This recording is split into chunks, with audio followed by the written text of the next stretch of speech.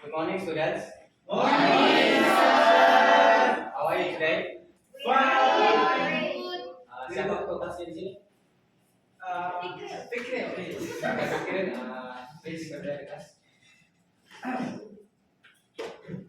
Before we start our materials,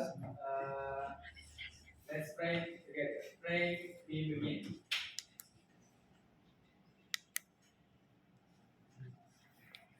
Amin. Pray, finish.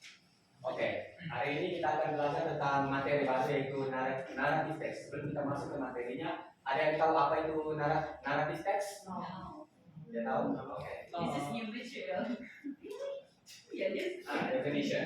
Narrative text is a story with a complication of problematic events and it tries to find the resolution to solve the problem. Nah, naratif text itu adalah sebuah naratif text itu bentuknya itu seperti cerita ataupun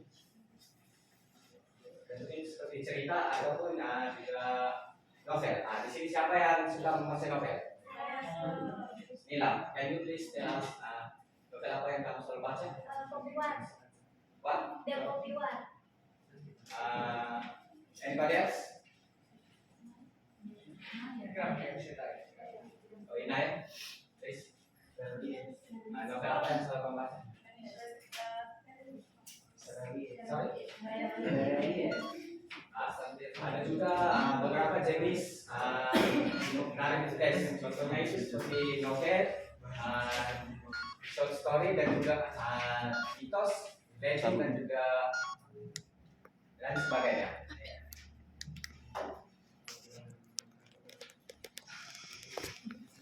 Oke, selanjutnya adalah generic structure of narrative text.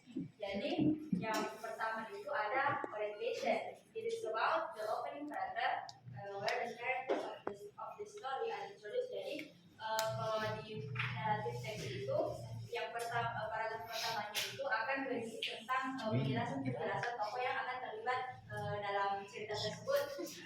Selanjutnya adalah communication. Tells the beginning of the problems which leads to the crisis or climax of the main participant. Jadi ini adalah puncak di mana masalah akan terjadi. Selanjutnya ada resolution. The problem, the crisis is resolved either in a happy ending or in a sad tragic ending. Jadi di sini adalah penyelesaian dari masalah tentang masalah yang terjadi dalam cerita. Apakah itu akan happy ending atau sad ending. Lalu terakhir itu ada reorientation, listen from the story. Jadi akan menjelaskan tentang pesan-pesan apa yang akan diterima dalam setelah membaca cerita tersebut. Okay, student, before we start our next material, alangkah baiknya kita berdiri dulu, kita stretching supaya tidak mengganggu. Kita berdiri dulu.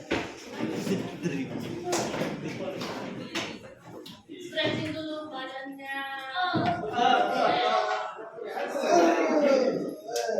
Berdiri, pikirin. Berdiri. Oke, sebelum kita Miss lanjut ke materinya, Miss mau tes konsentrasi kalian. Kalau Miss bilang hi, kalian jawab hello. Kalau Miss bilang hello, kalian jawab hi. Oke? Oke? Hi.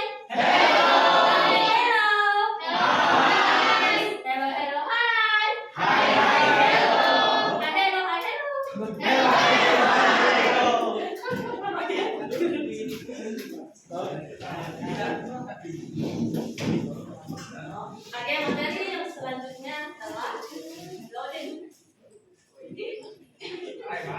Oke, materi selanjutnya adalah language future. Poin pertama adalah using past tense. Ada yang tahu apa itu past tense? Yes, betul. Past tense adalah masa lalu yang sudah berlalu, yang sudah terjadi. Oke, di sini ada contoh. Mungkin bisa esok tolong baca. Past tense. Ini example. Once upon a time, in a small village, there lived a kind, generous old man One day, as he was walking through the forest, he stumbled into a giant fish. He inches closer. Oke, mari kita menyimak example ini sama-sama. Ada yang bisa beritahu Miss yang mana past tense di sini? Once. Once. One Correct. time. Yes.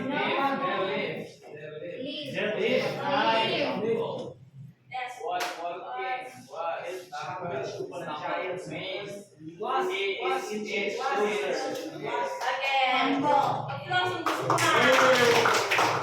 Oke, jadi kenapa kita harus menggunakan past tense? Karena agar bisa membantu para pembaca memahami what is the character are going through. Agar bisa pembaca memahami karakter yang dalam cerita itu apa yang berlaku dalam ceritanya. Oke, yang kedua adalah admirable of time. Admirable of time adalah keterangan waktu. Di sini terdapat contoh, ada yang bisa tolong baca mungkin Irma. First of all, early one morning, Sarah decided to go for a jog in the park. As a jog, the sun began to rise as the golden glow over the trees. Later that day, she met her friends for lunch and served her morning adventure with them. Thank you. Oke, ini lagi fokus ke Irma. Oke, ada yang bisa beritahu Miss yang mana admirable of time? Early one morning.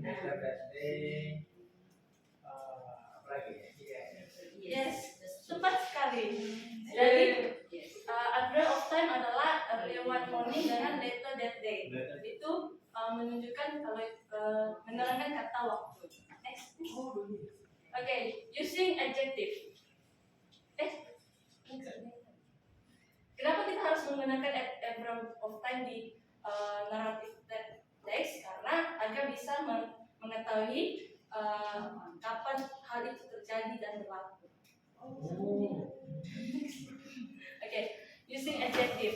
Using adjective adalah membantu untuk menerangkan kata noun, kata benda dalam segi mungkin warnanya, bentuknya, dan sebagainya. Di sini terdapat example lagi, mungkin bisa Laude tolong bacakan. The bright night entered the dark, mysterious forest, ready to face any challenges that lay ahead. Oke, thank you Laude. Di fokus dulu Laude. Dalam example ini kalian ada menjumpai kata adjective nggak? Seperti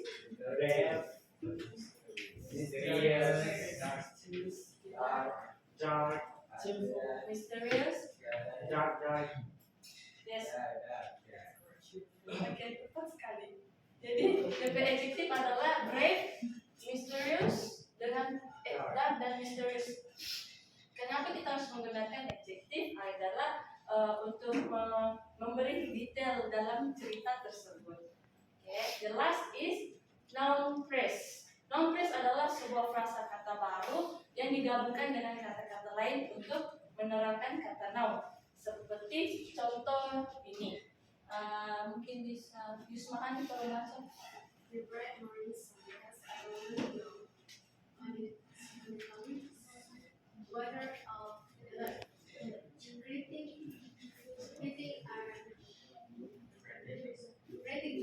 you. Ya, kita fokus ke Yusma. Oke. Siapa yang bisa mengidentifikasi example ini yang ada noun phrase? Ya, Bright morning sun ya, dengan the calling water. yes, betul. Kenapa kita bilang the bright morning star? Karena dia menjelaskan mataharinya. Kalau ini the calm waters of lake ini dia menjelaskan bahwa sungai itu tenang. Oke, next.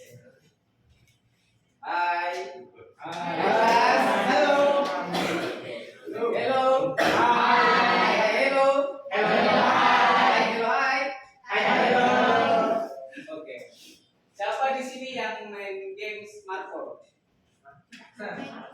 Game apa? Mobile Legend. Di sini saya akan menjelaskan types of narrative text.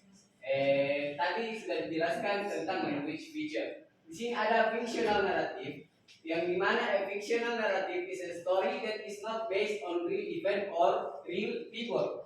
Di sini kita harus menekankan bahwa ini bukan real event atau real people. Jadi ini hanya sekedar imajinasi kalian.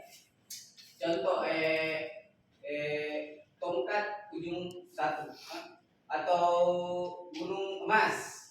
Hanya tingkat imajinasi kalian yang betul-betul fiksi. It can be a novel, short story, fable, or fairy tale. Selanjutnya saya akan di sini ada autobiografi. Autobiografi ini adalah narrative text yang berbentuk life story of the author. Jadi dia adalah narrative text yang hanya berfokus tentang hidup autornya. Di sini dia menggunakan first person perspective atau biasa yang sering main game Minecraft yang hanya kelihatan tangan atau kaki begitu. Selanjutnya ada biografi. Biografi is a narrative text that tells the life story of someone other than the author, written from a third person perspective. Nah, di sini biografi adalah sejenis tentang dokumentasi seorang, kayak contoh Hitler. Oke. Di sini menggunakan third person perspektif atau yang biasa main Free Fire, PUBG, yang hanya berfokus tentang saya menceritakan Miss Zulfira. Selanjutnya ada memoir. A memoir is narrative text that focus on the particular period or event in the author's life. Contohnya, kayak ada masa-masa bahagia yang hanya berfokus untuk menceritakan masa itu, bukan berfokus untuk menjelaskan author's life-nya atau penulis itu. Ini sering menggunakan first person perspective. Adapun legend, a legend is kind of folklore. It's a traditional story that has been passed on for generation. Contohnya apa? Siapa di sini yang sering dengar Gatot Kaca? Tentang Gatot Kaca atau tentang cerita-cerita legenda dari daerah kalian masing-masing. Oke, nih. Oke, di sini saya punya example untuk narrative text. Ada yang bisa bantu saya membaca sampai satu paragraf saja? Oke, silakan. The dense forest filled with different mystical creatures. There lived a gentle deer named Bloom. Her silver coat shimmered in the moonlight, and her sparkling blue eyes held the wisdom of the ages. Luna was beloved by all, as she had the unique ability to heal the wounds and elements of others. Oke, kita beri aplaus untuk menurut adik-adik sekalian, ini menggunakan teks naratif jenis apa? Fiction. Oke, karena di sini ada kata gentle deer named Luna. Her silver coat shone in the moonlight. Yang dimana itu secara real life tidak mungkin terjadi ya, hanya sekedar fiksi. Oke, selanjutnya siapa yang bisa baca satu paragraf lagi? Oke, One day, a fearsome beast invaded the forest, causing chaos and despair among the inhabitants. The once harmonious realm was now filled with the fear and anguish. As the beast's rampage left destruction in the wake, the forest dwellers turned to Luna, seeking her guidance and help to face this great tragedy. Oke, teman-teman, di sini paragraf kedua ini ia menggunakan generic structure yang mana? Orientation. Di mana ini permulaan dari suatu kejadian. Selanjutnya ada yang bisa membaca? Oke, siap. Understanding the magnitude of the situation, embark on a journey to confront the beast. Along the way, she encountered various challenges and tests of courage, each one strengthening her resolve and preparing her for the upcoming confrontation. She also gained valuable allies as the creature of the forest. You need to stand by her side. Oke, biar closing teman-temannya. Di paragraf ini dia menggunakan jenis general structure bagian complication, yang dimana ini adalah awal permulaan dari suatu masalah. Oke, selanjutnya ada yang bisa? Coba yang itu kan bisa baca. Terima kasih teman-teman yang di belakang. Finally, Finally, Luna and her companions reach the base. As they approach, they discover that the creature Perseus, the demeanor, makes a different attack and then it explodes. Luna moved by compassion, this her healing touch to remove the heart and soul that is this pain. oke, di paragraf ini dia menggunakan generic structure jenis conflict resolution yang kemana sudah menemukan jalan keluar dari permasalahan yang sebelumnya. Selanjutnya ada with the thorn gone, the beast anger subside, revealing a gentle giant grateful for Luna kindness for the forest dwellers, and the beast form in alliance. Okay. Promising to protect and care for another one. Di sini kira-kira apa yang dapat dijadikan dari generic structure itu? Ada reorientation, bukan, masing-masing sejenis resolution. Hasil dari masalah yang di atas. Adapun yang di bawah, as a beast return to the forest, Luna's wisdom and compassion become the wedding light for generation to come. Di sini sudah masuk ke bagian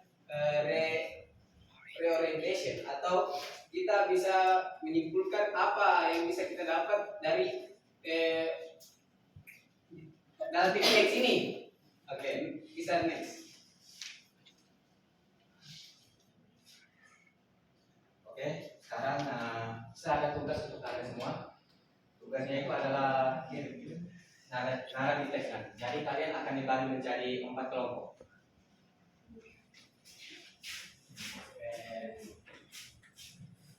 Mulai dari Indraya sampai ke Inayat kelompok 1.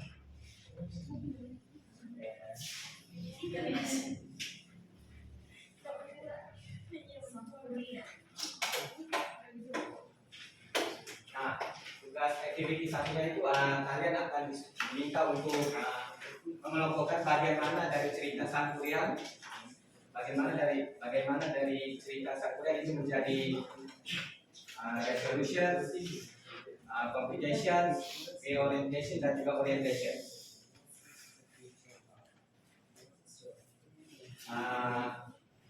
Untuk activity 1 itu silakan diskusikan dengan teman kelompoknya. Waktunya kalian adalah 5 menit.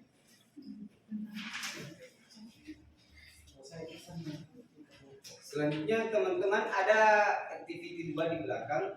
Kalian bisa membaca pertanyaan yang ditentukan. Dan ada gambar yang bisa kalian jadikan referensi untuk mencari jawaban yang diberikan. Oke, selamat bekerja.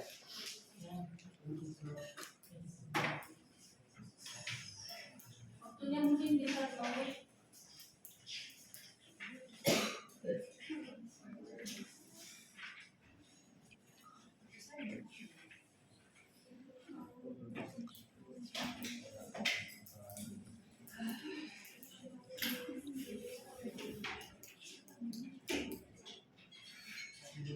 Iris.